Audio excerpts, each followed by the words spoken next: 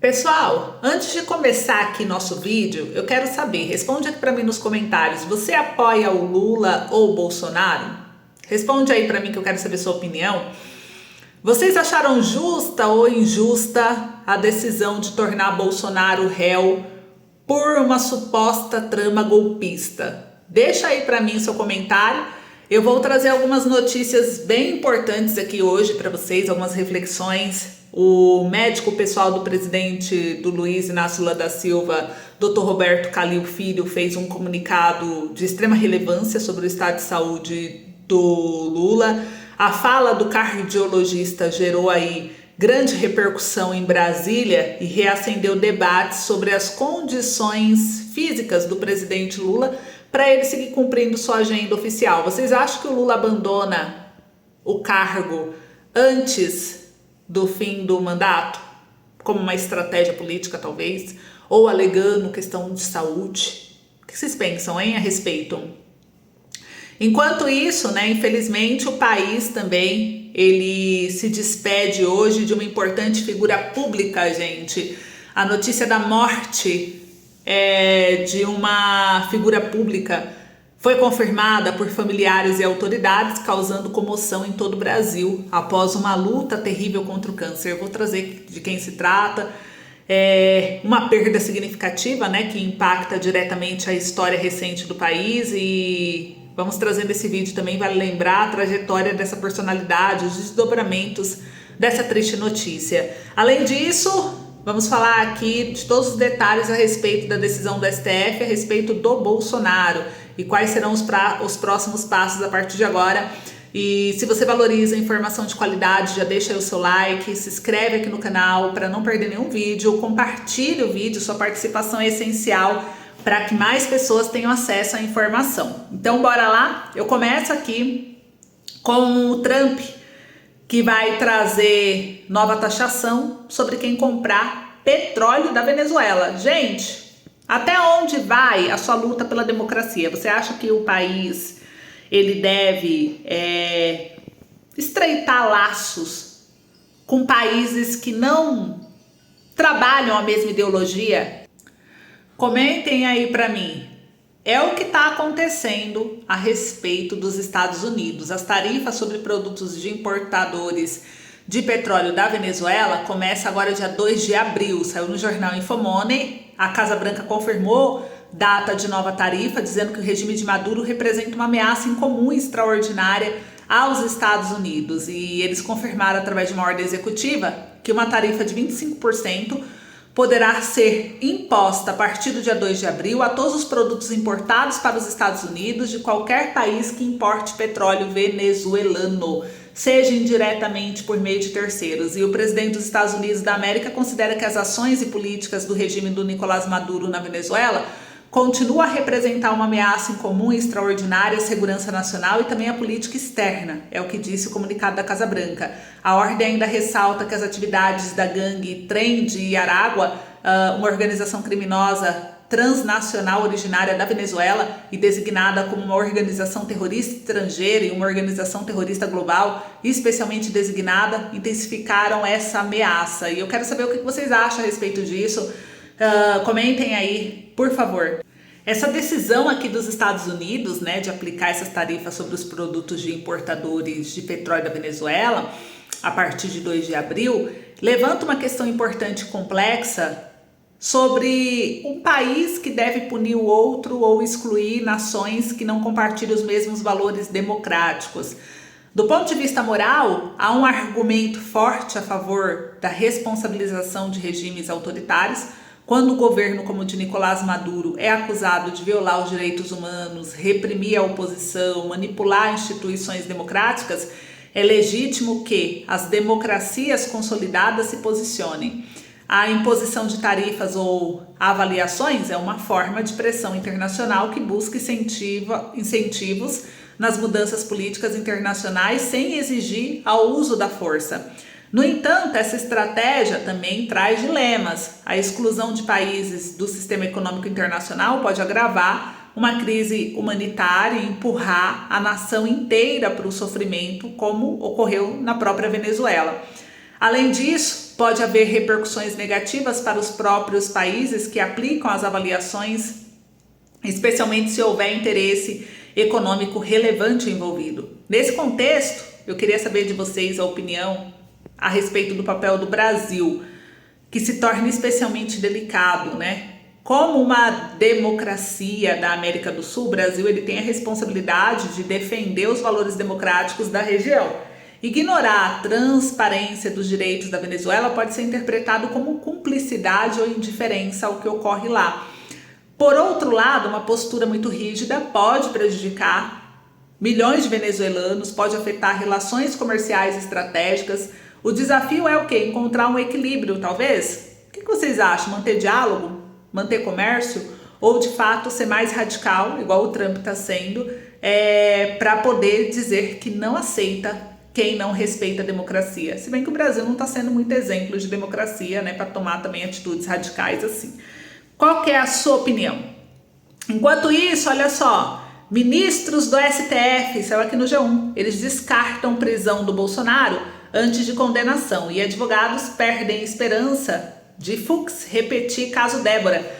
Então, entre aliados do ex-presidente, havia nessa terça-feira, dia 25, o temor de que a corte mandasse o ex-presidente para a cadeia para evitar a eventual fuga. Entre as defesas, a esperança de que Fux suspendesse o julgamento, como fez com o caso da pichadora da estátua do STF, se esvaiou, né? E aqui mostra no jornal que o ex-presidente Jair Bolsonaro ele só seria preso após a sessão do STF que o tornou réu por golpe de Estado, se fizesse algo que justificasse uma prisão preventiva. Essa é a análise dos ministros do STF ouvidos pelo blog do G1. E quando o STF começou a avaliar se aceitava ou não a denúncia, aliados do ex-presidente disseram que chegaram a temer que Bolsonaro pudesse sair preso do julgamento após a aceitação da denúncia, uma especulação descartada por investigadores e integrantes da corte que reiteram que a prisão só se vislumbra com trânsito em julgado do processo, quando não há mais possibilidade de recurso, ou se ele fizesse algo que justificasse a prisão preventiva. Os advogados fazem questão de ressaltar que a ida do Bolsonaro ao STF não tinha intenção de intimidar os ministros, mas sim de afastar a ideia de que o ex-presidente poderia fugir caso seja condenado e tenha a prisão decretada. Em conversas reservadas, os ministros ironizaram a mera possibilidade de uma tentativa de intimidação. Nós estamos muito intimidados, como dá para ver em nossas falas, disse um deles. E os advogados dos denunciados perderam a esperança de suspensão do processo, né? Os aliados eles falaram que sentiram um fio de esperança após o ministro Luiz Fux, na segunda-feira, dia 24, pedir vista e adiar o julgamento da Débora Rodrigues dos Santos, que foi acusada de ter pichado a frase "perdeu mané" na estátua da Justiça, que fica em frente à sede do STF. Alguns advogados dos denunciados aventaram que o mesmo poderia acontecer com Bolsonaro e os outros 7, mas no fim do dia era unânime a opinião entre advogados de que era apenas um desejo. Chegaram a brincar dizendo que o ministro já havia queimado cartucho com pedido de vista da véspera e avaliaram como improvável a chance de que ele repetisse o gesto. Bolsonaro assistiu do Senado a decisão que o tornou réu. A avaliação dos advogados e dos aliados de Bolsonaro foi de que a presença dele no primeiro dia do julgamento pode tornar o ex-presidente réu. Teve o efeito proposto, surpreendeu a todos e alguns advogados discordaram da ideia e avaliaram que a presença do Bolsonaro legitima o discurso político e acirra os ânimos com a corte. Por isso, nessa quarta-feira, dia 26, ele desistiu de acompanhar o julgamento do STF em loco e o fez do gabinete do filho Flávio Bolsonaro, do PL do Rio de Janeiro, no Senado. E os últimos 2 dias em Brasília estiveram voltados para a preparação do julgamento no STF, que colocou Bolsonaro e aliado no banco dos réus. A cidade foi tomada pelos advogados dos denunciados e por aliados de Bolsonaro, que buscavam as melhores estratégias para o day after da aceitação da denúncia. Entre os ministros, os mais elogiados pelos advogados ouvidos pelo blog do G1 estão Cristiano Zanin e Flávio Dino. Zanin foi advogado do presidente Lula durante a Lava Jato e muitos advogados se mostraram encantados com a sua condução técnica do caso. Dino foi elogiado pela oratória e pela fundamentação dos seus argumentos. Agora eu quero saber de vocês, o que vocês acham em relação a tudo isso. Inclusive, né, eu vou trazer aqui agora para vocês uma outra informação que veio da Folha de São Paulo. Radialista e ex-vereador Álvaro Damião assume prefeitura de BH após morte de Fouad Noman. Gente, rotulado de bolsonarista por adversários políticos do União Brasil, diz defender diálogo. O jornalista Álvaro Damião, do União Brasil, vice-prefeito de Belo Horizonte, assume a prefeitura da capital mineira com a morte de Fouad Noman, do PSD.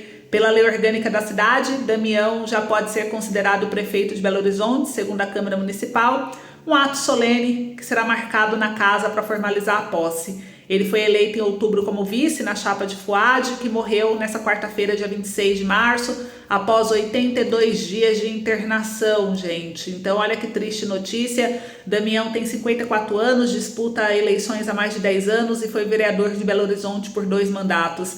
Ele foi eleito pela primeira vez na disputa de 2016, quando ainda estava no PSB. Em 2020 foi reeleito, já afiliado ao DEM, que é o partido que se uniu ao PSL em 2022 para formar o atual União Brasil. Nas 2 vezes que tentou ser deputado federal, em 2018 e também em 2022, saiu das urnas apenas como suplente. E no pleito de 2024, o nome de Damião foi escolhido para melhorar a relação de Fouad com a Câmara Municipal, um dos principais desafios do primeiro mandato. Também contribuiu o peso do seu partido para que a chapa tivesse o segundo maior tempo de TV na campanha. E durante as negociações, Damião precisou ser convencido de mudar de planos. Inicialmente, ele almejava disputar a reeleição e em seguida as eleições de 2026 para deputado estadual. E no início do atual mandato, Damião foi o responsável por articular em cima da hora uma candidatura da prefeitura para a mesa diretora do Legislativo, que acabou saindo derrotada. O novo presidente da Câmara, Juliano Lopes, do Podemos, classificou a interferência de Damião no pleito como desastrosa. E a relação de Damião com seus ex-colegas vereadores deve ser um de seus grandes desafios como prefeito. Damião é belo horizontino e foi apresentador por quase 30 anos da Rádio Itatiaia, cargo que acumulou com a função de vereador. Ele também tem passagem por emissoras de TV, como a Alterosa, afiliada do SBT em Minas Gerais, e a Rede Record. Após ter assumido o posto de vice-prefeito, ele afirmou que se licenciou das funções e veículos de imprensa. Foi ali que eu aprendi a entrar na casa das pessoas, na vida das pessoas, pelo rádio e televisão. A partir de agora eu me dedico licenciada ao povo de Belo Horizonte para cuidar da cidade conforme prometido. Isso é o que disse Damião após a posse. E na cerimônia do dia 1º, a qual Fouad participou de forma remota por problemas de saúde, Damião demonstrou fidelidade ao prefeito. Estou aqui para ajudá-lo no que ele achar que deve fazer e da forma como achar que deve ser feito, afirmou.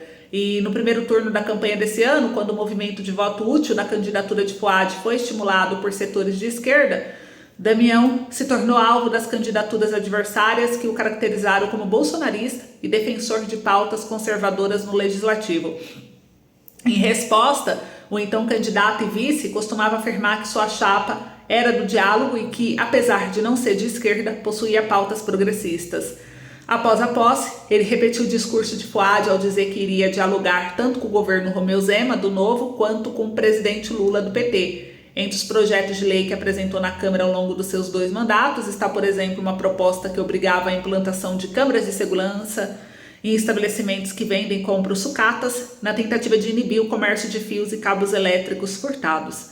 Outra proposta dele obrigava estabelecimentos que comercializavam produtos com conotação sexual ou erótica a colocarem um cartaz com a seguinte frase: denuncie a presença de criança ou adolescente nesse local. Então, o Damião também assinou dezenas de propostas em conjunto com outros parlamentares, como a de aqui instituiu o Dia Municipal de Combate ao Antissemitismo e o Fascismo em 2023. No ano passado, endossou uma moção de apoio da Casa ao Senado para acabar com a saída temporária de presos condenados.